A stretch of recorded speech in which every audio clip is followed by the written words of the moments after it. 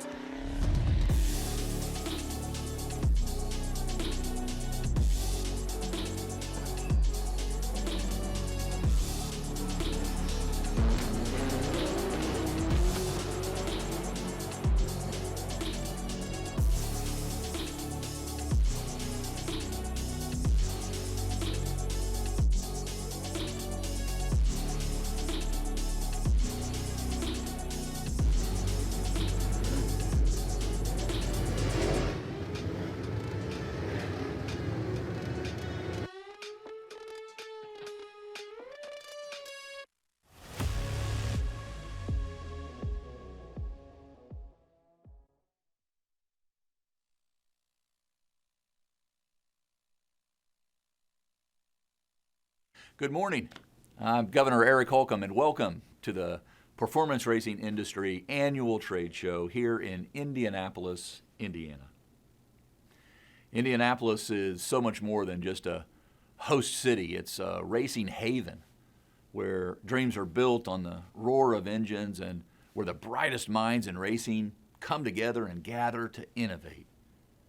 And this massive event doesn't just showcase cutting-edge technologies and advancements in the racing industry, but it also serves as a testament to the economic and cultural influence racing has on Indiana, our state itself.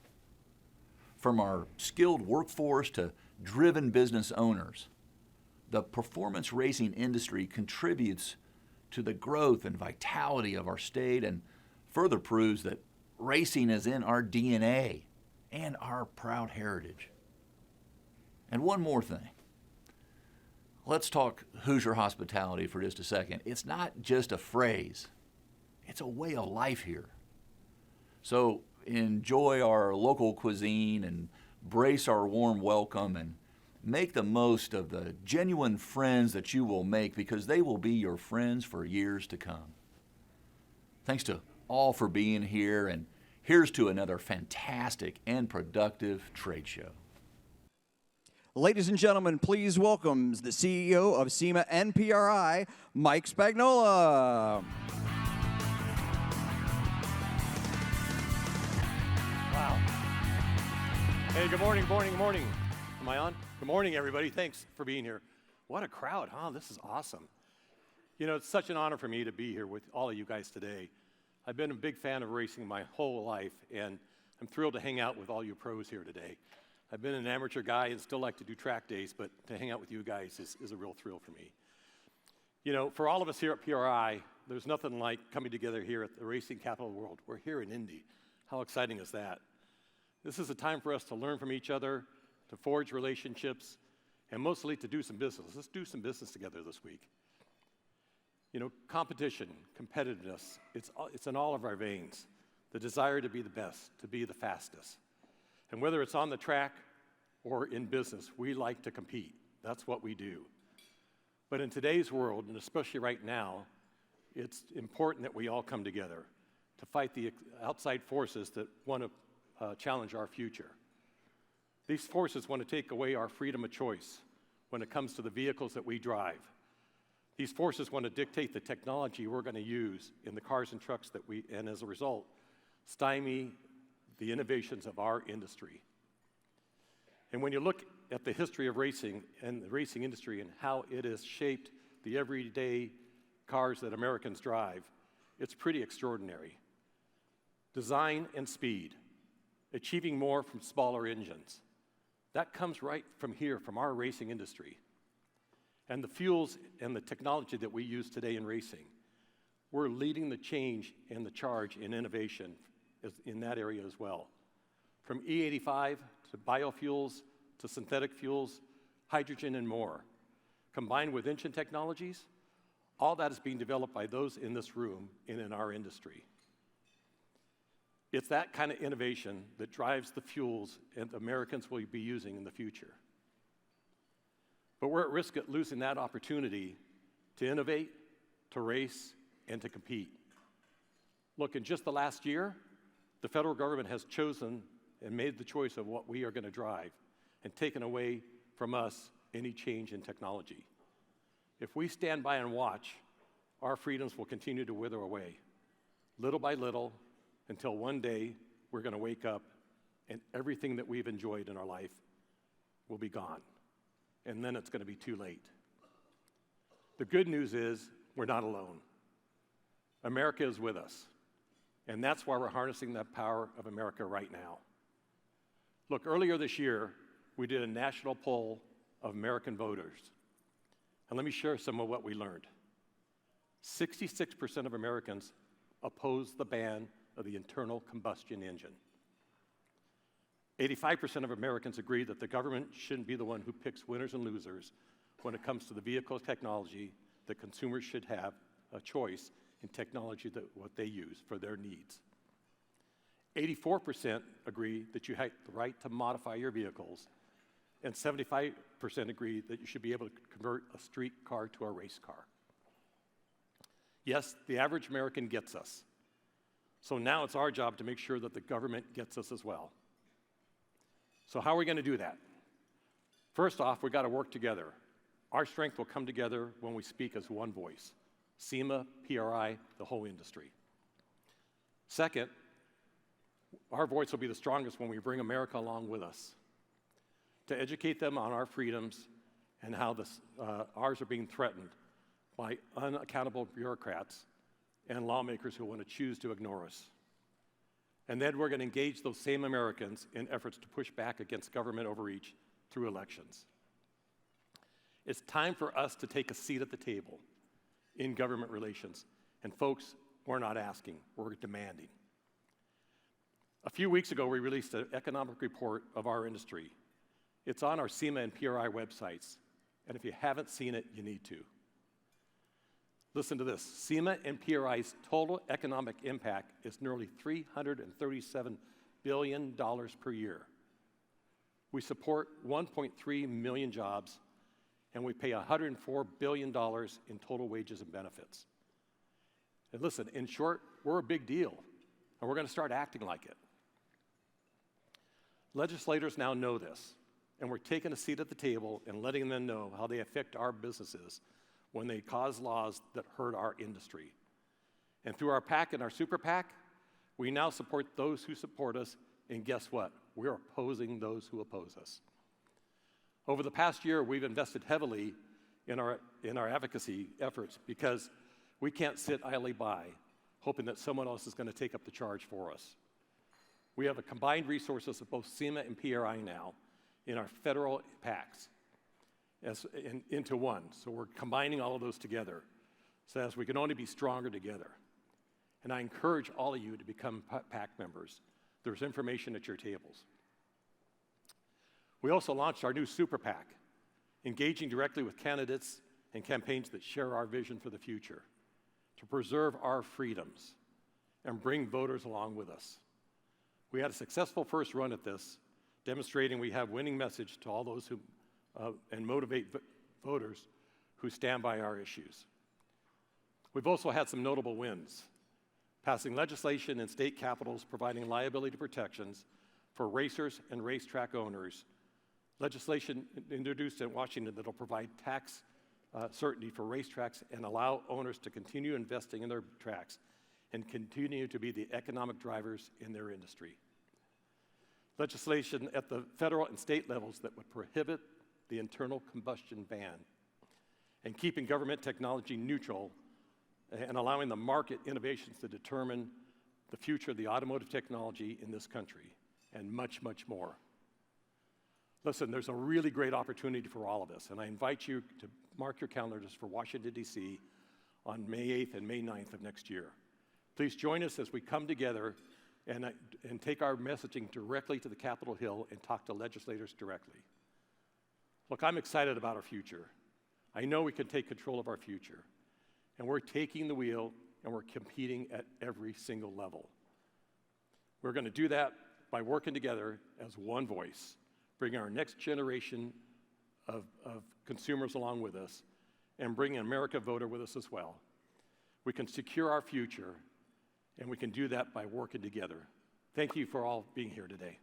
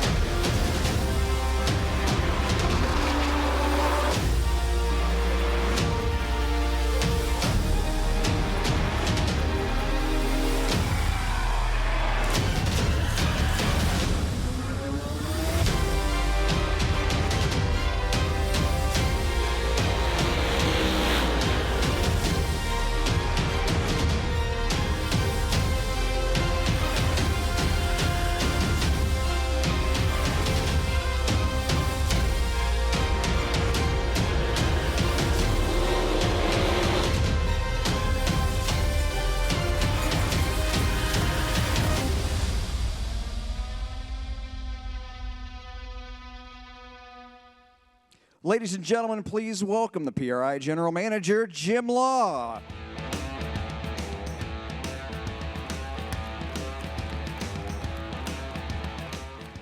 Good morning, everyone. That was you, all of you, in this industry. Welcome to Indianapolis, the city that resonates with the heartbeat of racing. It's truly a pleasure to have each one of you here. Thank you for being a part of this incredible event. Success in racing is a team effort. I want to extend a heartfelt thank you to all of those that contributed to making PRI and the PRI Show a success. A special acknowledgement goes out to the value partners that visit Indy, the Indiana Convention Center, Lucas Oil Stadium, the city of Indianapolis, and as you saw by the governor, the state of Indiana. I'm proud to share that the show will bring more than $60 million in economic impact to the city and the region. Thank you to our board of directors, Mike Spagnola, and the executive management team for their support and leadership. I also want to express gratitude to our PRI founding members for the commitment of laying down the foundation for our membership program. To the entire PRI staff, from meticulous planning to seamless operation of this amazing show, your dedication does not go unnoticed. A special mention goes out to support staff, from the catering team to our AV team to the security personnel, for their hard work behind the scenes. And of course, a sincere thank you to all of you who, despite the demands of a busy race season, a bustling year, have gathered here. Your contributions to the racing industry is truly invaluable. So thank you, all of you.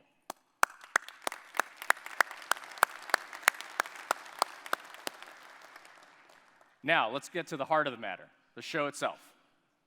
We have a lot in store. Our show programming is a dynamic combination of the latest industry trends, annual traditions, and several satellite programs. Events designed to deliver tremendous value over the next 3 days.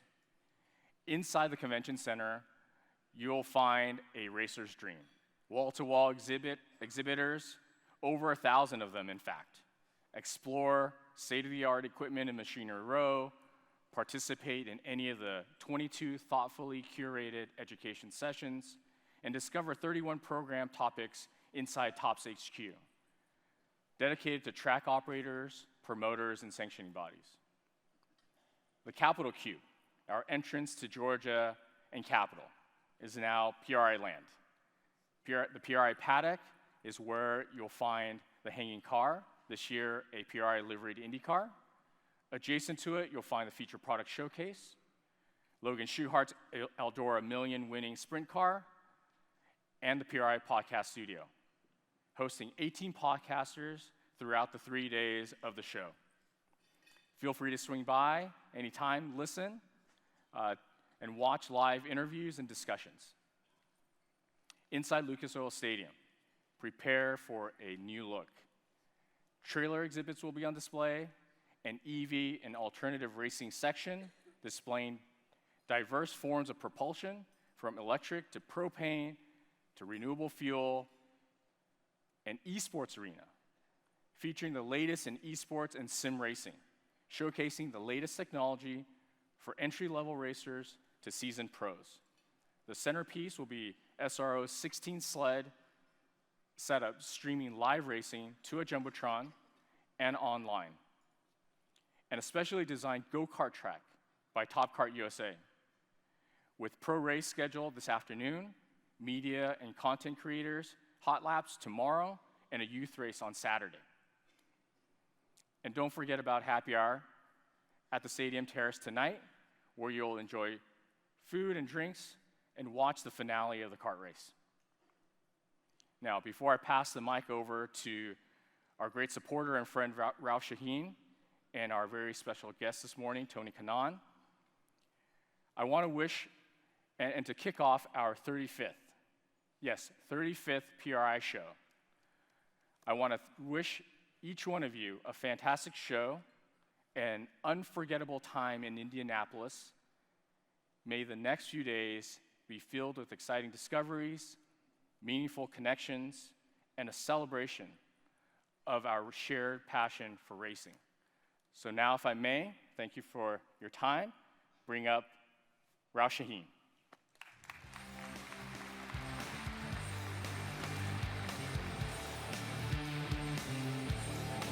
Welcome.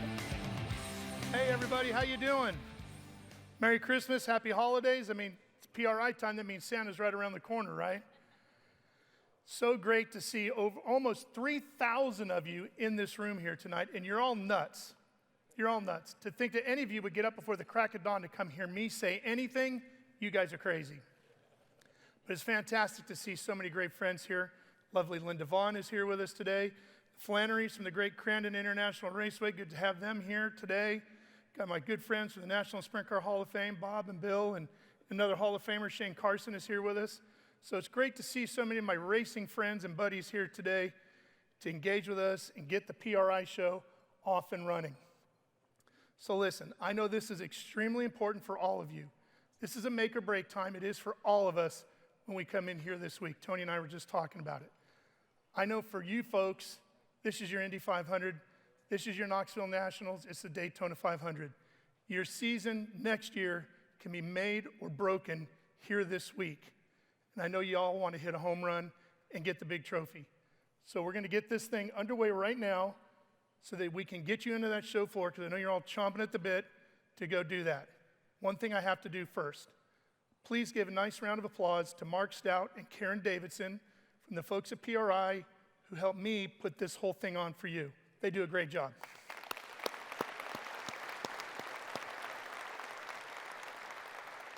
And finally, how about a big round of applause for the servers who took care of you this morning?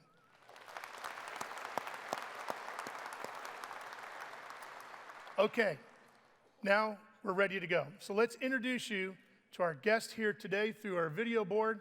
Please say hello to Tony Kanaan. Tony Kanaan has won the championship. He is totally unchallenged. Tony Kanaan now in the front of the field. The winner from 2013 DJ, Tony Kanaan.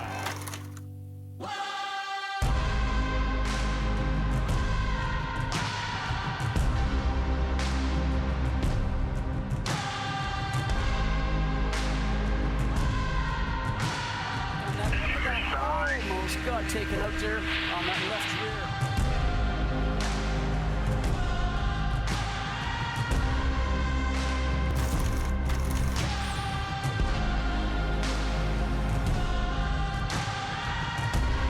Every day that I go there, it's magical.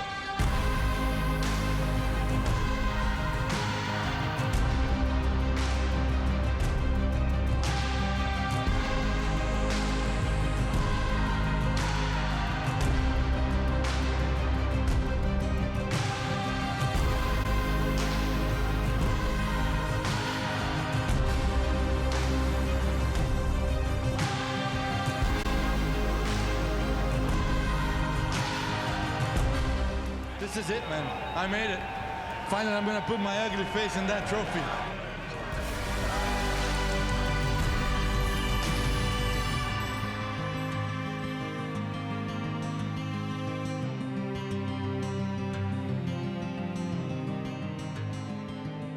Ladies and gentlemen, please welcome to the stage my good buddy, Tony Kanaan, TK.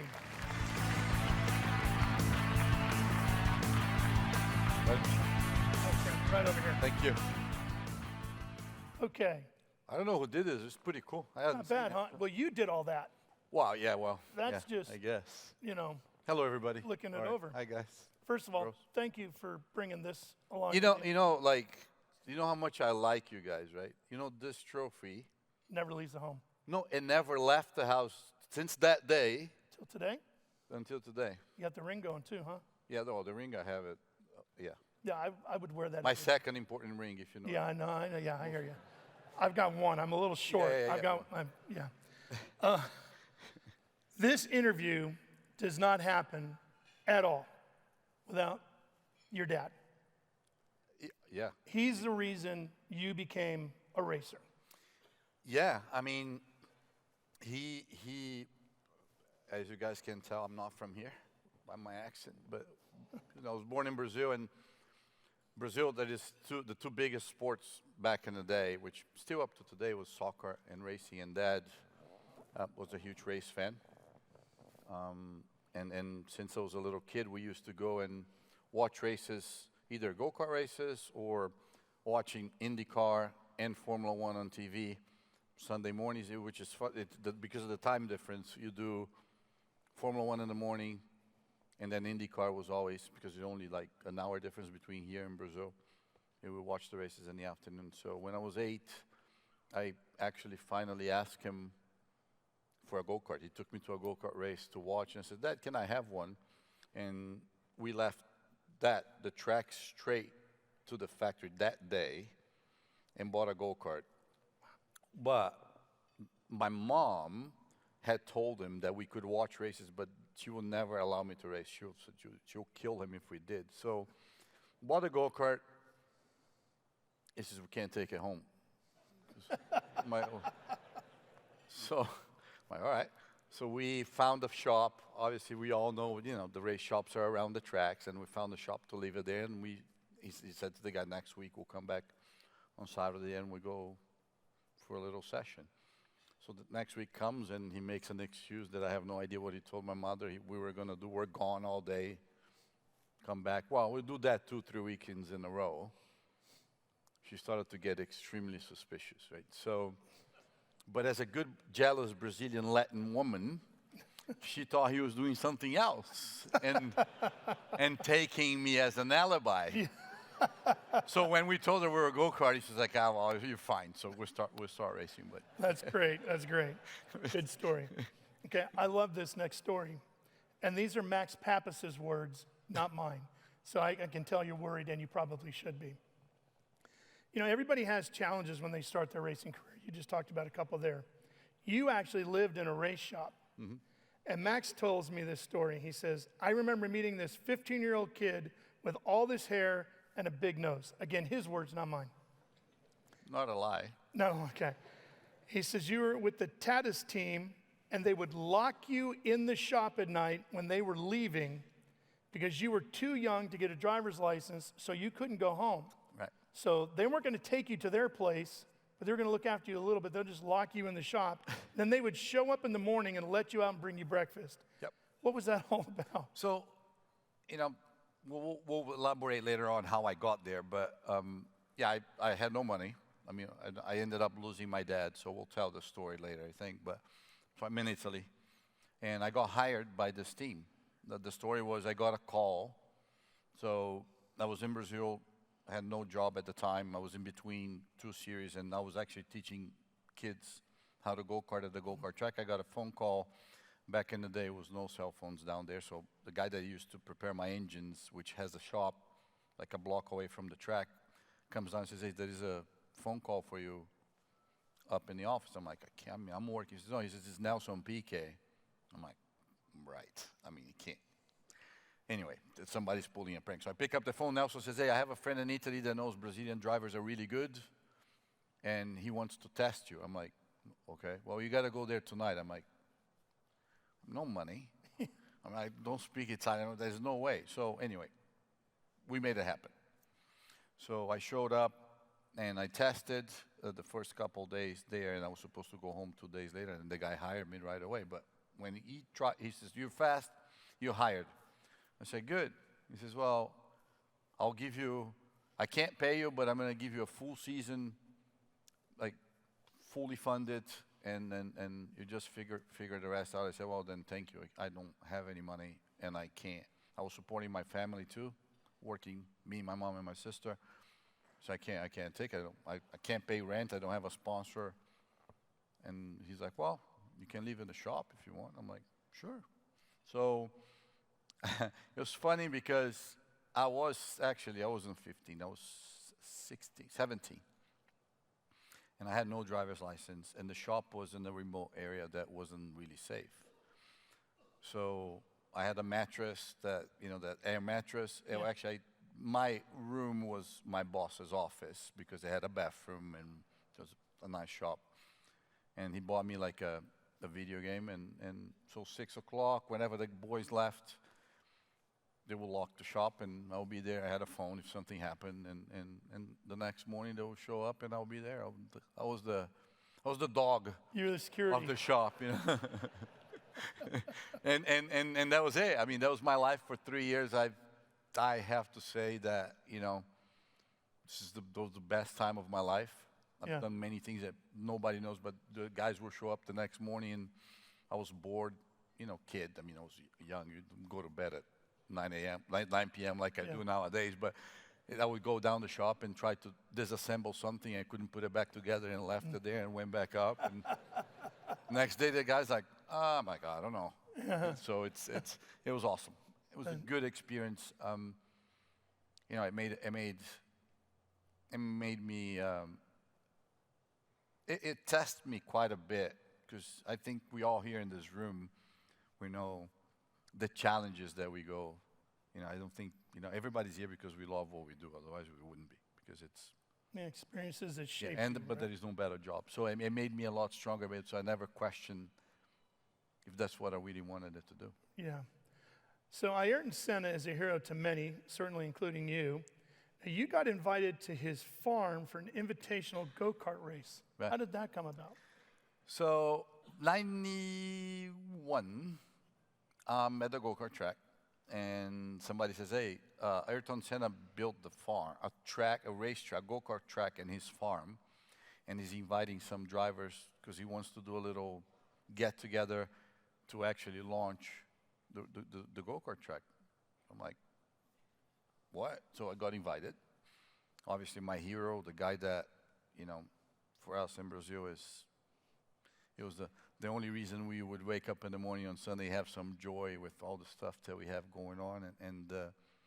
So I went and it was on the weekend and met him, like was completely starstruck, couldn't speak to him, but we did a race. We qualified, or I qualified P1.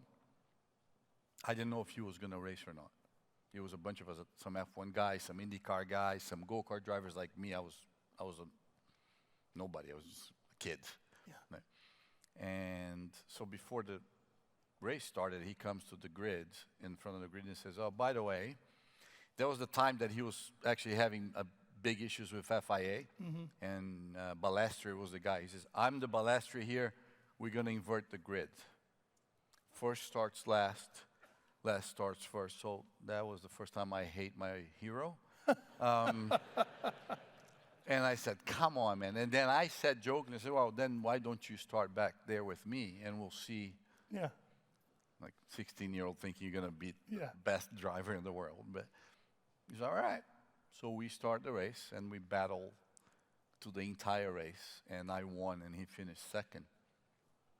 So I don't think that many people have that picture on a podium like that. Which, no, that's pretty but impressive. at that day, when I was in the podium, he came to me and says, you're really good. If you ever need anything from me, let me know. I'm not going to give you any money, but anything you need from me, just let me know. That was 91, and that's how we met, and I obviously, we can follow up on that. Yeah, so he follows up with that. Ayrton does.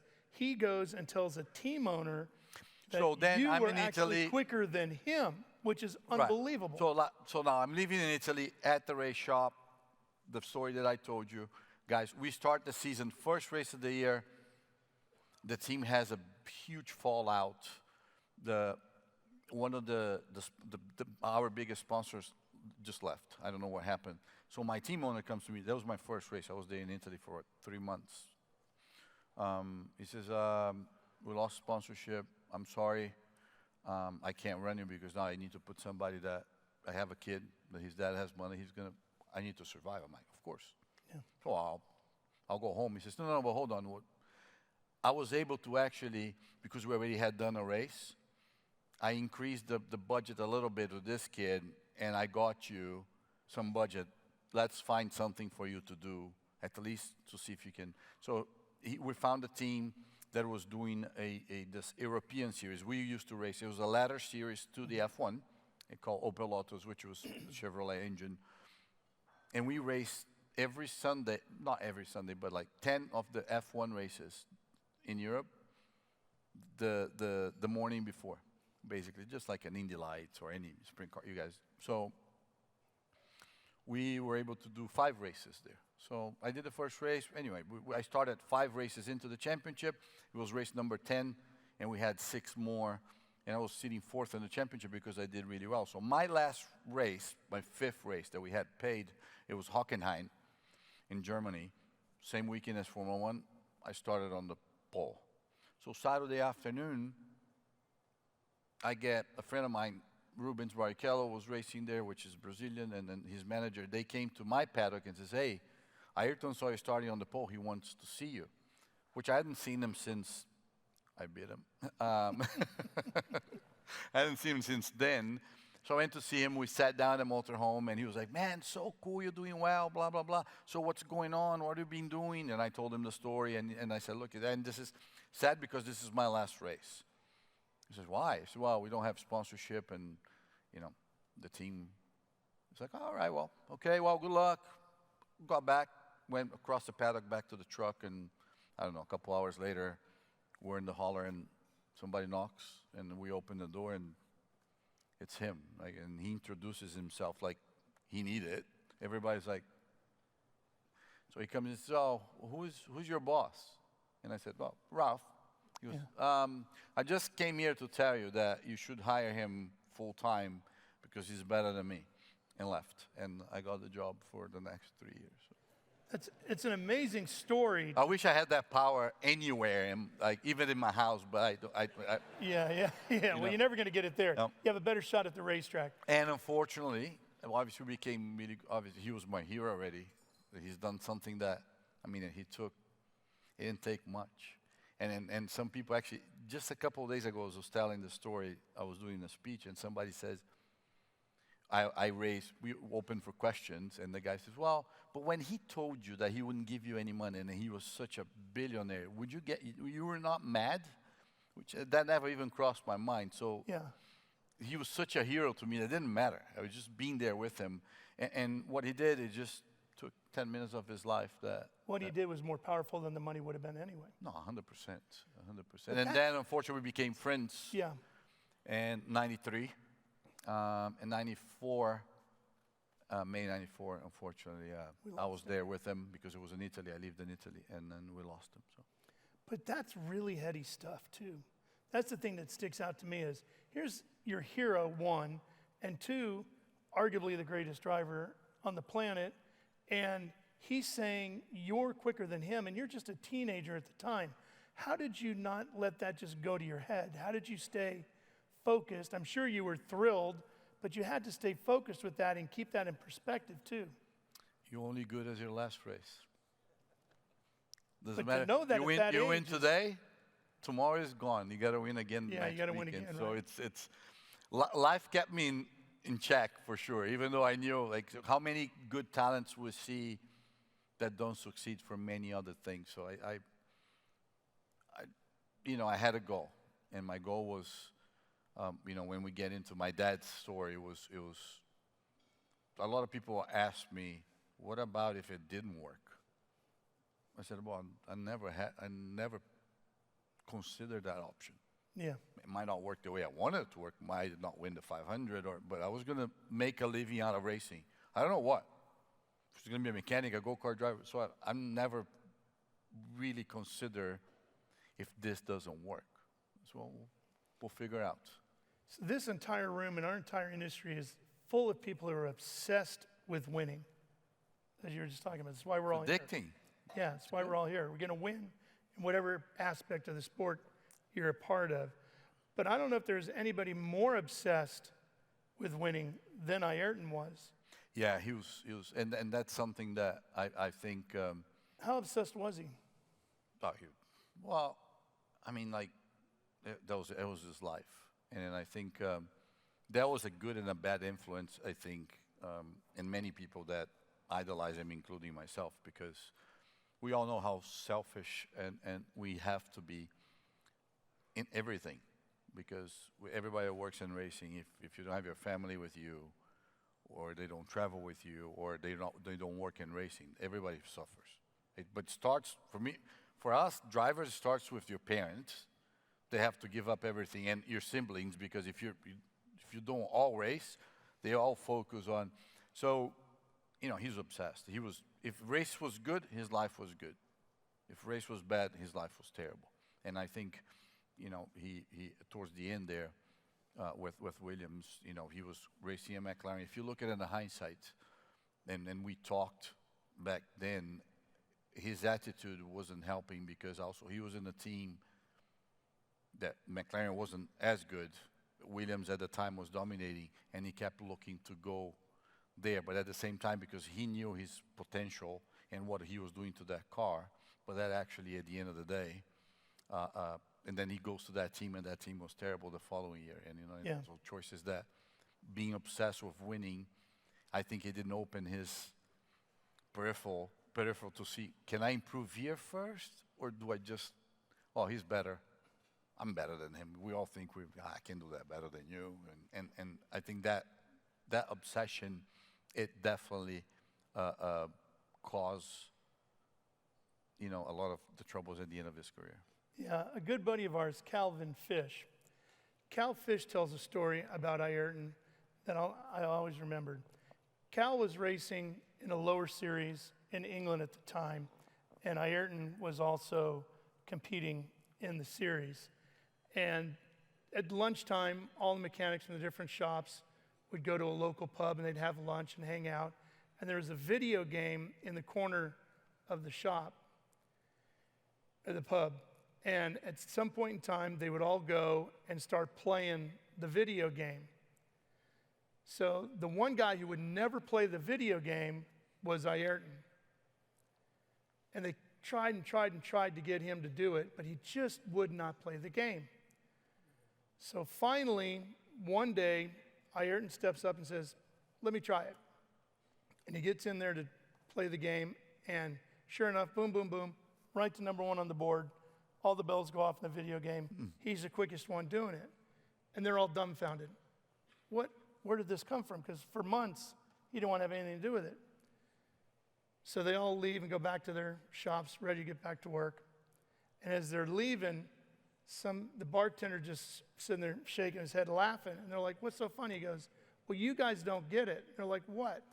And they said, for months, you guys would come in here and try to get him to play this game, and he wouldn't do it. Then you'd leave. He would double back and practice and practice and practice till he got to the top of the board. That's when he stepped up to play the game, and he smoked all of you. So it just goes to show the level of intensity that guy was at, that he would go through all of that just to put it on him. But I think that's what makes a difference, right? Sometimes it's you see so many successful race car drivers. That's what it takes. You know, fortunately or unfortunately, some people choose not to, because I totally understand. But some people do, and then I think that's what makes the greatest, or you're just as good as the other guy. When you came to America, you didn't speak any English. So how did you According learn to it? my kids, I still don't, but I mean, I think I'm okay. But yeah, so racing in Europe, I spoke Portuguese. So I learned how to speak Italian because I was there for 3 years, speaking Italian every day. And so at the end of '95, I got an opportunity from a sponsor of ours. Back in the day, it was Philip Morris. You know, cigarettes were huge sponsors.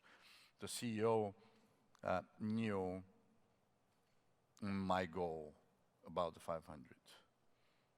And they were doing a program with, they called the Marlboro Brazilian team, and they were bringing, so it was Senna and Gugelmin and Rubens in Formula One, and then it was Emerson leading the charts here, and then you got André Ribeiro, myself. I mean, I was the young, Elio and I were the youngest. He calls me up, and one day he says, hey, we're going to do a test in Phoenix, Arizona, for Indy lights, and we're going to take 10 guys, and we're going to pick 2 And those two fastest guys we were going to sponsor for 2 years in Indy Lights. First year you guys learn, second year full budget. Second year if you win, we'll take you to IndyCar. I'm like, oh, that's interesting. I mean, at the time, I was still living in the shop. There was the end of 95. I did pretty good that year in Formula 3. I had 2 days before that, I had a phone call from the CEO of Audi, the GM of Audi. Audi Sport at the time, remember they had the Audi Quattro. Yeah. Piero was going, Emanuele was going to England. Yeah. And they had the Italian program, so the guy calls me and says, hey, I want to hire you. I had no money. I was living in the shop. So I went to meet him. So he put a contract on my face 2 days before this phone call. $500,000 in salary. He was going to give me a house because he knew I lived in the shop. And whatever Audi I wanted it, which I knew exactly which one I wanted. But so I'm like, okay. So I send that to a friend to look at it. And then I get that phone call. And then I asked the CEO of Philip Morris, says, but Richard, look, he knew because, you know, he was kind of like my mentor a little bit as well. And he said, interesting. Welcome to adult life. You're going to have to make tough decisions. I was like, okay. I was expecting him to like. Yeah. So I honestly, that day, I was like, what do I do? You know, like, and then it goes back to my dad. I mean, I'll tell you guys, so we're not. My dad had, you know, put me in the go-kart, had, you know, saw me racing for first 5 years. I won 4 championships, and then he got cancer, and unfortunately he passed when I was 13. But the day before he passed, he was sick for quite a while, and probably expecting the worst. Over the course of his illness, we had long talks, and he was putting a lot of, I'm the oldest, it's just me and my sister and my mom.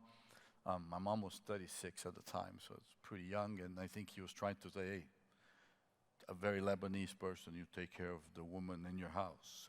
And so kept, you know, trying to give me some notion of how I need to take care of them if he wasn't around. So the night before he passed, he was in the hospital. My mom, I was in the go-kart track. We had a race. It was a Thursday night, race weekend. Life was normal. I mean, he was going back and forth to the hospital, chemotherapy and all this stuff. And he called me to go there, and somebody took me there, and then we sat in the bed, like, look, we're talking. I mean, he wasn't like dying. He was ill, but. And that conversation before I left, he says, look, remember what I always tell you. You got to do good in school. You got to take care of your mom and sister always. And if I'm never around, you know, they're the priority. And one day, you need to win the Indy 500 for me. I said, okay, well, do you promise me? I said, yeah. Why not? So obviously went to bed, woke up the next day, and mom told me he was gone. So I had a race that weekend. I got up, and my mom says, well, what are you doing? I said, well, I guess I got Indy 500 to win. So went to the track. Actually, that weekend, I raced that race and won the race. My mom has that trophy until this day at her nightstand. And that's so back to the story. Yeah. I went to bed $500,000 in the house, but somebody that had nothing, like I lived in a shop, I was fine. I wasn't like sad.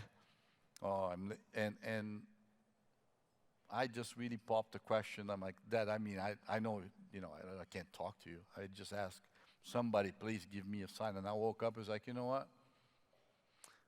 I have nothing already. What do I have to lose? So, yeah, pack my stuff, ask a friend to write in a piece of paper a couple words in English. Where's the bathroom? I'm hungry. I'm sorry. And came to Phoenix, spoke 0 English. Yeah. Did the entire test with another driver, Walter Salles, which raced an IndyCar for a little bit, translating what I was trying to tell my engineer, which, by the way, it was my engineer from that day until my last Indy 500 this year. Wow. And Steve Horn picked 2 drivers that he thought they were decent. It was me and Elio, so I guess he was right. Wow. And Yeah. we went on, and obviously I went straight to Columbus, Ohio to live there. Hate my life. I mean, a Brazilian guy living, like, now I live here, so I'm like, but, you know, you're thinking Miami, and so we're like, I had no car, we had no money, because Steve was like, Philip Morris, the same thing. We're gonna pay, but you guys gotta find the money. So Adrian and I found a sponsor that would give us a sunglass deal, but the guy gave us $1,000 a month, and we rented an apartment, not together, because I don't think it was gonna be a good idea. Right next to each other, it was in the studio. We paid $600 in rent, and we spent $200 like a month, and we had $200 left for the first year. And It's amazing. so then I finished second that year in '96. I won the championship in '97. I finished second, and we both moved up in '98. And now you're full American as well. Not only do you I speak became American. I have 4 kids. They're all American Brazilians. And 10 years ago, I decided, due to respect with this country, what the opportunities they gave me, I think I'm proud. So. Well, we're proud to have you here.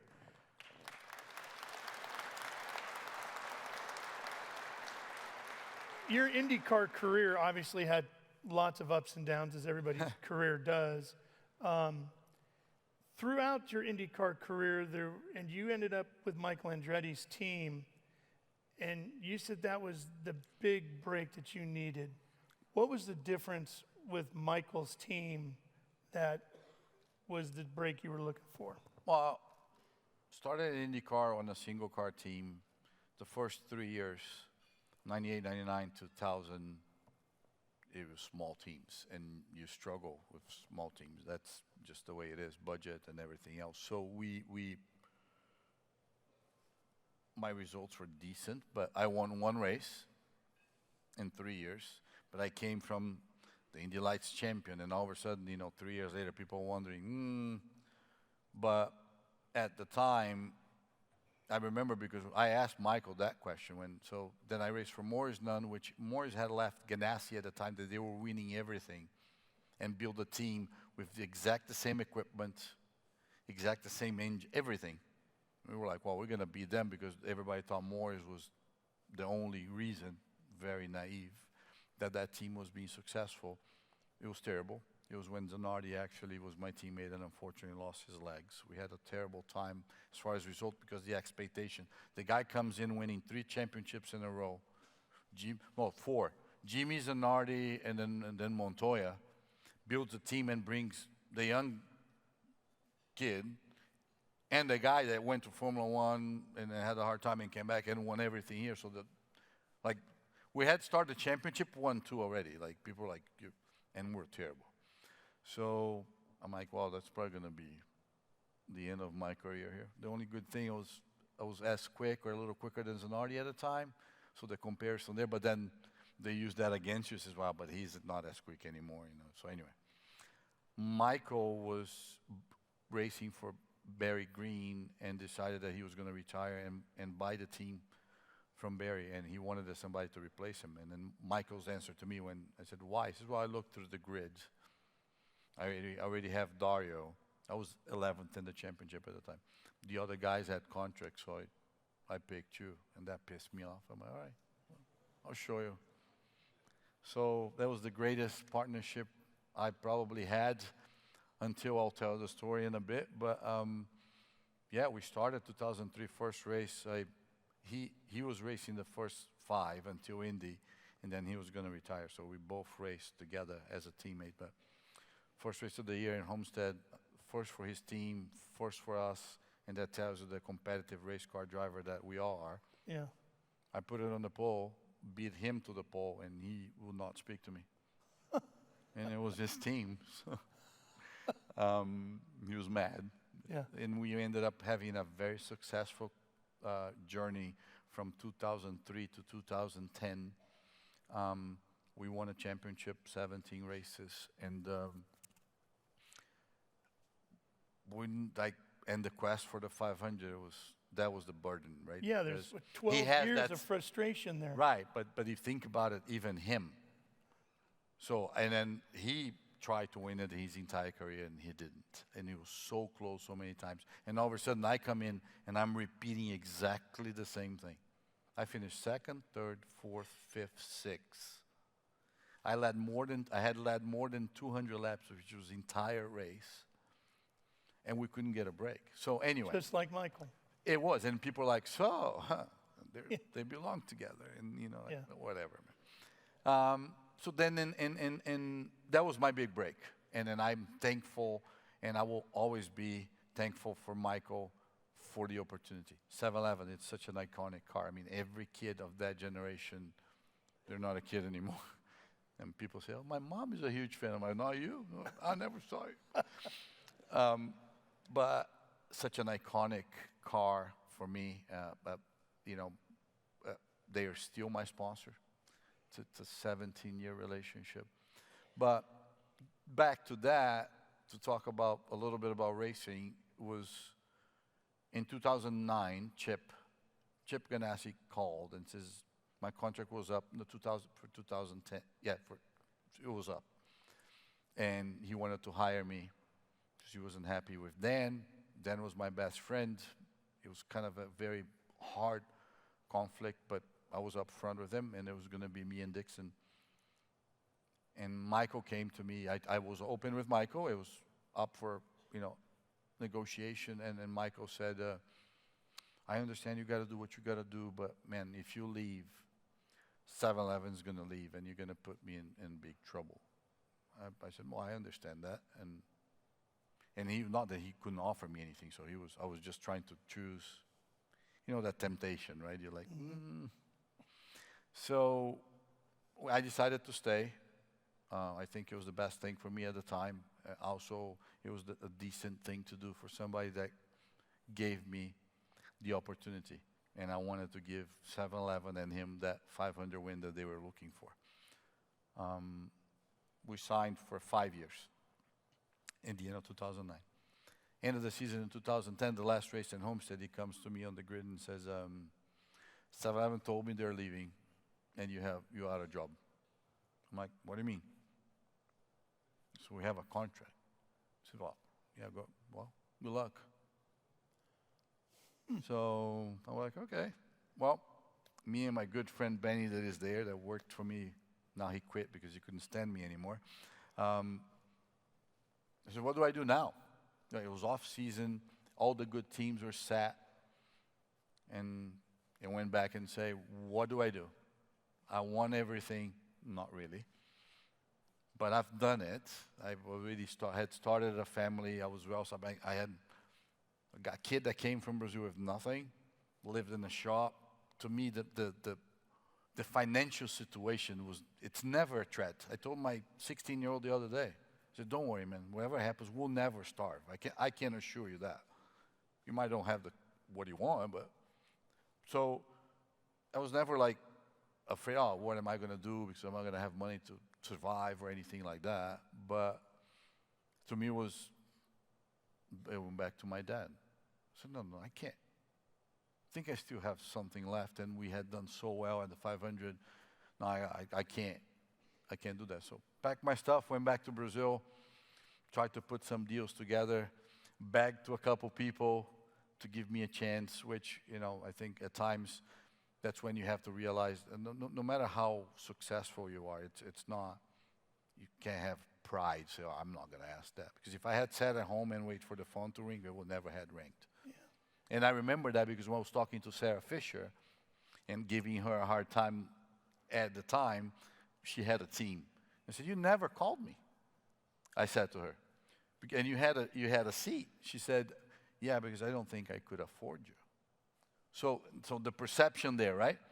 So anyway, went to Brazil, found last minute, missed every session, every winter test, everything.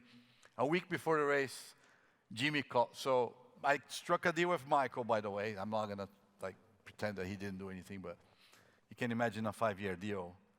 It was, and I was a champion. It was decent.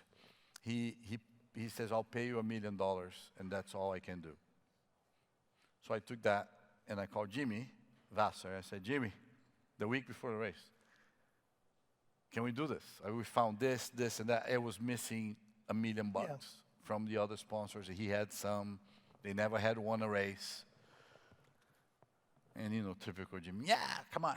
So we went to Homestead the Sunday before the first St. Pete race to, just for me to sit in the car. And in the Indy car, they gave us 50 laps or something. I told Michael that we're missing $1 million. He said, Jimmy, don't worry. You don't need to pay me. Michael, you pay him. We have the budget set, and we'll start the year. So that was 2011. First race, we finished on the podium. Then, then we went on. We had a decent year, but small team, one-car team, sometimes two. Budget was, I came from a race shop with 150 people. We had 29. Really. But at the time, what was fun about it was I was able to, when I left, everybody knew what happened. I made a couple phone calls, and my engineer, my crew chief, and one of my tire guys, they're still, now they work where I work by coincidence, but I said, I need help, man. You guys want to, and my engineer, Eric at the time, when I left, he left and spent a year working for Roger, winning everything with Briscoe, and work for Roger, I think honestly, it's a dream job, right? I mean, the guy is a racer. That's all he cares. He will give you everything you need. So I called Eric at the end of the year and said, dude, that was 11. In the end of 2012, we lose Dan Weldon. Right, so I come back. I finished third at the 500 the year before. Fourth with Jimmy, that first year that I just came back. 2012, I finished third. And then Dan won, when did Dan won, Benny? 11. Oh, so Dan won in 11. Yeah, so I'm sorry, I'm terrible with dates, but 2011, Dan wins, and then we go to 2012, and he had his accident, and then I questioned again, because now we're running out of money. The people that I asked for money on the third year, they're like, Tony. Yeah. Come on, we can't. And the team struggled. So we got to the end of the 2012 season, and then I was debating, you know what? It might be just the way it is. Some things you have to accept in life that they're not going to happen. Try not to be that selfish guy that will do everything, give up. So lose Dan, and then I'm like, and then my wife, Lauren, goes to me, that we were devastated. Dan was my best friend. He lived in my house, my teammate forever. She says, just picture you and Dan sitting here right now, and you telling him, because Dan and I kind of play pranks to each other. If you guys search, you'll see there are bad ones that we've done. What would you tell you if you tell him you're quitting because he died? So I cannot even say what I replied because it's going to be really rude. So I'm like, all right, I got it. Pick up the phone, call Eric, my engineer that we had won everything that was working at Penske. Says, hey, I have an idea. It's crazy, but if you're on board, he says, what? I said, well, I want to hire you. It's like, for what?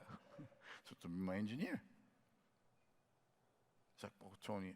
I said, well, I know. You're going to tell me you're driving a Mercedes. You work for Roger Penske. You're going to come to a shop that we can. Didn't even have locks. Nobody wanted to get in our shop. There's nothing to take there. To get. But I said, well, we're going to win this freaking 500 before we retire. But we only going to have money to do the first 5 races. You're in or you're out. And he quit his job and came over. And a couple of my other guys too. And so at the end of 2012, talking to Jimmy, we did the budget. And the reason we couldn't continue was because we needed a second car to be prepared for the Indy 500. We needed that.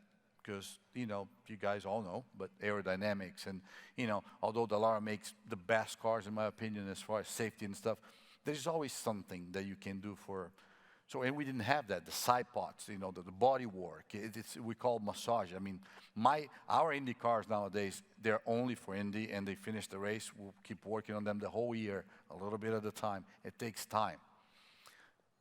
So, because we wanted to buy another chassis, so we're like, well, by doing that and putting all the effort and the budget, it would get us to the 500. And everybody said, well, but the 500 is the only one that matters anyway. But the deal was, we're going to do that, but we raced 4 races before that. So Jimmy's like, don't you dare crash in this thing, because we're not putting that one. Yeah. Actually, he made sure he didn't even put it in the truck. Basically, he didn't give me an option. If you crash, if we can fix it, we go home. Or if you fix it, you race.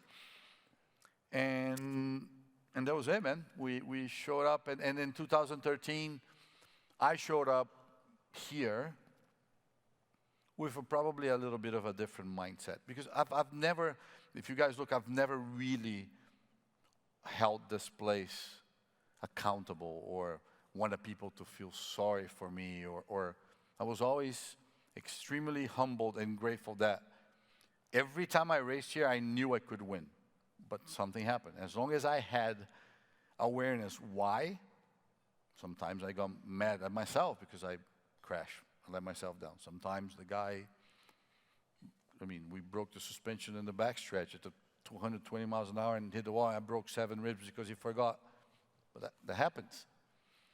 So I was never like bitter, you know. But then I that year, I realized, I'm like, maybe this might be my last year. And I really don't think I've ever had enjoyed the whole thing because of the selfish race car driver. Like, Tony, you got to do an interview with Ralph for an hour. I don't want to do that, man. I'm here to drive a race car. You got to go do this. Month of May is extremely busy. So I would complain about, got to do the parades. And the fans are there sitting in the sun for you. And you're like, really? You cannot just like go. So I took it a different approach just because I said, I want to enjoy this experience because it might be my last one. Wasn't the win, not win. I know I can. So during the month, we worked on the race car the whole month. We never really were in the top. We were not in the top 10 charts, you know, during the month they build up. Oh, this guy. We're like 12th, 13th the whole month. And qualifying, we qualified 12th. Which was Jimmy's lucky number. Then that's all the superstition started at then. My car was number 11. The night before the race, I went out to dinner. When I came back to sleep at my motorhome at the track, we drove through the tunnel, and the pylon was on with only one number in the top on first place. It was number 11. I told my wife, I'm winning this thing tomorrow. And we start the race. Obviously, we were very competitive. An awesome battle the entire race. And so 3 laps to go, 4 or 5 laps to go, goes yellow, right? And Graham crashes, and I'm sitting second. 5 years before that, I had lost a race to Buddy Rice like that. It's not just wait and pass him, because if you pass him in the front straight, he's going to pass you in the back. It's going to be the last lap. Jimmy comes in the radio and says, hey, man, you got to come. I said, Jimmy, it's going to be all or nothing. Either this thing is going to come first or we're going to have no wheels on it. We're retiring this thing anyway. So I went on the start. We went 3 wide, turn 1, and obviously the rules back then, there was no like red flags or anything. And Dario had a big accident and crashed, and I got what I wanted. A baby Borg. Yeah, with that bloody ugly face there, but it's pretty cool. One of the great things about your IndyCar career is the Brat Pack. Yeah. The Brat Pack was a pretty special bunch. You, Greg Moore, Dario, and Max. We've got a picture of you guys on scooters. The guys are going to throw it up here in a second. And the story I was told about the scooter is that you guys would not, there's the Brat Pack there. Look at that. Look at that group, huh? I have to say. Some pretty good wheelmen in that picture right there. There's the scooter pick. Okay, So the deal See, I'm- Max had the grandpa one. that's so the funny. story I wanted to get to. Bobby's scooter. Everybody's got a brand new Honda scooter to the right side from you over, you, Dario, and Greg. And poor Max got stuck with Bobby Rahall's old worn-out scooter, and you, Trust me. you would not let it go. No, I still don't. Now suits him. He's at the same age as the scooter, so we're fine. The other story that Max told me about you Oh, guys. you talked to Max a lot. He didn't tell me that. Yeah, Max and I are pretty good buddies. I did Max's first interview. No, when he I came know, over. but yeah. Yeah. So Max says you owe him some money. He wants to know when he's going to get his 40% of the $1 million you won at Michigan from your first IndyCar win, because he said he handed you the win that day when he ran out of gas in the final corner on the last lap at Michigan. Well, you want me to lift? I mean, he didn't have enough money to put gas in. That's Tim Cindric. Would have been his first win too. It was, which is, how twisted that was for me. It was tough. Yeah. Because my best friend, the guy that, because actually Max, the four of us, I mean, Dario still, oh my God, Greg. But Max, if we go back to Italy, Max was the crazy Italian that I met at the track the day that I arrived. Yeah. So it's like, and then. And he's still the crazy Italian. Well, so. yeah, I mean, that will never change. But then you go, and then we both make it. And then back then, which it was silly, but the race that we were battling for the lead, it was because of the split. It was the Indy 500 of kart, which it was not, but it was the US 500. Right. So it was the biggest race for us that year. And he's leading, I'm second, and I'm chasing him, and then and I actually almost lost the race because I lost concentration, and I lift when he lift. And Montoya, I mean, we crossed the line like, so last lap, they tell me, Tony, last lap. I'm like, wow, P2, cool, Max is going to win. That's cool. I mean, Yeah. And then all of a sudden he slows down, and then I start to pass, but then I lift. I was like, whoa, man. Oh. So I kept going, and I won. And then he's like, and you look, he's crawling, and then I'm coming into the pit celebrating, and I can see him with his helmet open, and he was crying. And at that time, I'm like, what do I do? I mean, do I celebrate? So it's Max. I'm going to celebrate right on his face.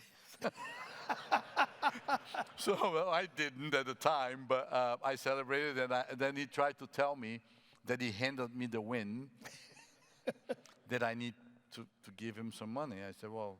Apparently you owe him dinner as well, he said. Not all the time, but I said, if you had just lift a little bit, because you were under pressure, you were worried about I was going to win. It was, I don't know, 300 yards. It was not a lot. He would have won it. Well, we're getting close to the end here, and I got to touch on this. Are we? Yeah, we are, believe it or not. You're sporting the papaya these days with the new gig. Can't miss it. The new gig at McLaren. Congratulations on that. Congratulations to Zach Brown for getting you over there.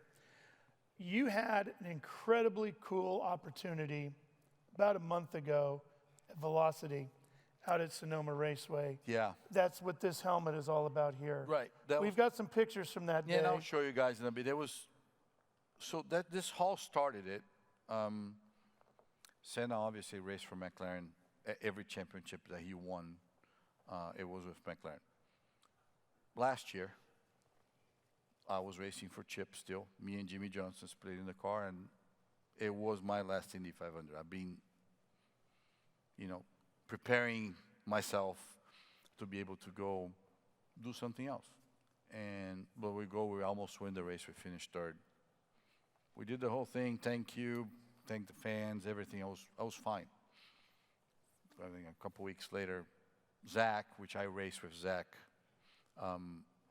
in Europe back in that series that I told you that my owner paid for me. And we've been friends for 30 years, share passion of cars and everything. And he calls us and says, hey, do you want to race next year? I'm like, where? Because we'll do some historic races with him and stuff. No, in IndyCar, you want to drive your last Indy 500? I said, I did. It was over 2 weeks ago. Yeah. And he goes, okay. Typical Zach can sell you anything. And he says, all right, well, I just thought I would ask. But before I hang up, I'm just going to tell you one thing. You know who was the last Brazilian that drove for McLaren? I'm like, no. Well, Senna, but if you take the deal, it will be you. So I guess I took the deal. But then I said, you know what, you used it, that was low. Yeah. Because you're my friend. And Yeah. but then here's the deal. He knew how to get to you. I'm going to sign it, and we're going to make a bet. If we're going to put all 4 cars in the Fast 12 because of the rules, and if I do that, I knew about velocity because they had done the year before with Pato, and I was so jealous. I said, you're going to bring Senna's car. He's like, yeah. So no, not Senna, one of them. The car that he won the Interlagos Grand Prix, and he restored world champion to the MP4 with the V12, the one that I was at the racetrack, sitting in the wall, watching him, like on the go-kart side. This Brazil, guys, we could do anywhere we want. So that's, it's like, deal. Well, we did. We put 4 cars in the top 12. So fast forward to 2 months ago, I showed up there, and we did this special helmet. Obviously, I'm being pretty close to the family since, but you guys saw it. So I put, this is obviously the paint. It was his paint scheme, right? These are, usually those hands are back here, and then Lauren's kids, but this is all my kids' handprints. On the original helmet is their original prints from the day they were born, so they're back pushing me forward. But yeah, we did this. I mean, and to be honest, I was like, this is probably one of the coolest helmets I've ever actually. It's beautiful. So then I get to drive that, which is, it was, there are videos there, but crazy. Well, so you win the Indy 500 for your dad. You have your hero, Ayrton. You have this incredible career that he's obviously got to be very proud about. And then you get to drive his car. So what are the emotions like sitting in the car that day at Sonoma Raceway? Because you know it's your hero's car. A, it's a cool car. That's part of the story. But it's the fact that it's your hero's car and what he did for you. You know. And Dad had to be thrilled too, No, right? I mean, again, my wife showed up to surprise me. It was in California. We just left the kids. I said, where are the kids? Yeah. You know, she's like, no, it's a pretty big deal. And I, you know, as a race car driver, sometimes you try, I never, throughout my career, I never tried to, like, the expectation, it's bad. Because if you're expecting something good or bad, I think it's bad. Because then it does, if it happens, good. If it doesn't, you're like, oh, either I knew it or like, man. So I really didn't put a lot of thought into it. I was nervous. But I'm like, you know what? I love, like, was never the type of guy who says, oh, if I win the race, this is how I'm going to celebrate. I will check my mood, and if I want, you know, if I want to take my shirt off, I will. If I don't, I don't. So I didn't know what to expect. And then, you know, she showed up, and it has a lot to it, right? You think about how lucky you are, because, like, you know, sometimes as humans you debate, do I really, good or bad, do I really deserve this? Which it's like, well, if it's here, you do. Otherwise, it wouldn't be, good or bad. So, I probably went on the old guy now that I am, and then started, you know, to appreciate things that you know, actually, man, you're lucky. You know what I mean? Like, you have no reason to. And look, I mean, things just, you know, it happened. But obviously, I always believe the energy that you send, it will always come back. And then my wife shows up. I had a pendant that my dad used to wear in his neck, like you have one now. And when he passed, my mother took it out, and I wore it my entire career. But then in IndyCar, when I started racing in IndyCar, my neck kind of got a little bit bigger, and it was, I didn't want a length. I want to keep the original. So I gave it to her. I said, look, just put it away. Well, she showed up and says, I think you should wear this today. And then I was like, bro, I was bawling. And then I sat in the car. So the way McLaren does, they have 60 heritage cars that work. All the cars that through the history of, since the first one, which was there, from Bruce. And in some of those cars, the way they run it is because it's a program. I mean, they're fully employed. If the guys are still around, one guy that worked on that car that year takes care of that car.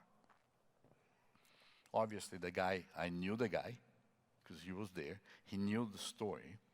So I didn't know. I knew who he was. I wasn't like that. So I come in and he goes, hey, you need to sit in the car to see if you fit because, I was going to drive the thing. So I sat down. He says, it's pedals. Pedals okay. I mean, it's not, it's okay. I'm not going to. I need this. He says, well, let's just try the belts because we're going to need it. So if we need to adjust it, he goes, clack. I was like, oh, cool, good. And he was white. I was like, I never touched that belt. It's his size. Wow. And then I'm like, wow. And I cried. I was like, come on, guys. Is that Zach trying to make me emotional so I can't drive this thing? And then, man, then from then on, it was just, honestly, people said, what, did you enjoy? There is an in-car, if you guys go on YouTube, that I posted. What were you thinking that lap? Honestly, 300 million things went through my head. And I asked Zach on the last lap, because I knew we had 7 laps to do it, I actually said, stop. Enjoy the car. Because I was not, it was just the stories and emotions and things going. And it was surreal. I know sometimes telling the story, because if people don't know the meaning, it's hard, but it was one of the greatest days of my life. It was one of the things that I saw this year that I was just really happy for, because I just knew how much it meant to you, and I thought, that is just so cool that TK gets to do that. That is just great. I was really happy for you for that. Before we wrap up, one final question here, actually 2. First one, your job is to get Kyle Larson set up for the 500. No pressure. This coming year. Yeah. So I know we got a lot of Kyle Larson fans in the room. How's it going? How quick is he? Oh, come on. How quick is he? Well, quick, getting up to speed in the car. For the 500. Natural talent that can, I really praised, like, the guy can drive anything and drive anything fast, which is not easy because as an IndyCar driver, well, my generation, they wouldn't let us do any other races. The previous, yes, but us is like you concentrate on IndyCar, otherwise that's going to mess you up. And actually, it ended up costing me towards the end of my career. Like, I've been doing stock cars in Brazil for 3 years, and I struggle so bad. Sat in the car control, unbelievable. It's so cool. We actually have history. We won the 24 Hours of Daytona together, him and I, with Chip and Dixon and then McMurray. So we know each other pretty well. We raced for Chip at the same time. It's a challenge. I told him, I'm like, look, I'm not here to, you tell me what you want. I don't need to teach you anything. You have the talent. I'm going to teach you probably how they're going to try to get you, or you can get them. But as far as driving, awesome talent. I had a really good rookie test. There's a lot of pressure on us to make him to do well, and I got the job at McLaren as a technical director, but the task was when we signed him is the month of May. You don't do anything. You wake up from May 1st to the end of the month. That's your task. So I have a big challenge, but as a race car driver this year, I thought it was the last chance for me to win the Indy 500. Now I have another one. That'd be great. Okay, final thing.